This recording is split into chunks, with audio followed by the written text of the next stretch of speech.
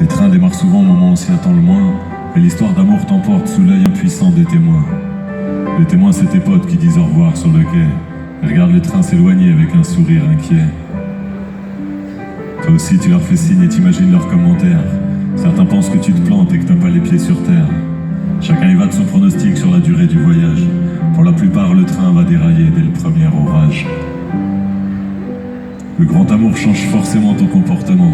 Dès le premier jour, faut bien choisir ton compartiment. Siège couloir ou contre la vitre, il faut trouver la bonne place. Tu choisis quoi, une love story de première ou de seconde classe? Dans les premiers kilomètres, tu n'as Dieu que pour son visage. Tu calcules pas derrière la fenêtre le défilé des paysages. Tu te sens vivant, tu te sens léger et tu ne vois pas passer l'heure. T'es tellement bien que t'as presque envie d'embrasser le contrôleur. Mais la magie ne dure qu'un temps et ton histoire bat de l'aile. Toi tu dis que tu n'y es pour rien et que c'est sa faute à elle.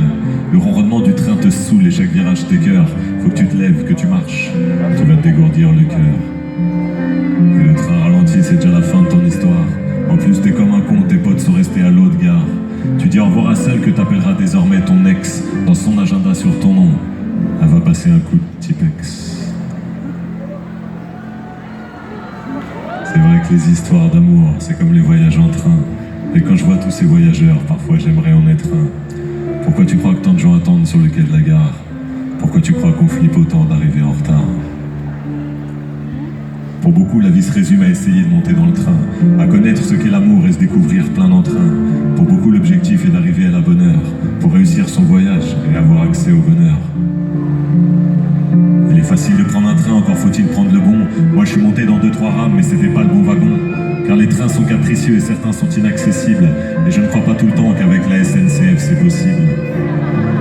Il y a ceux pour qui les trains sont toujours en grève, et leurs histoires d'amour n'existent que dans leurs rêves. Et il y a ceux qui foncent dans le premier train sans faire attention, mais forcément ils descendront déçus à la prochaine station. Il y a celles qui flippent de s'engager parce qu'elles sont trop émotives. Pour elles, c'est trop risqué de s'accrocher à la locomotive. Et il y a les aventuriers qui enchaînent voyage sur voyage. Dès qu'une histoire est terminée, ils attaquent une autre page. Moi, après mon seul vrai voyage, j'ai souffert pendant des mois.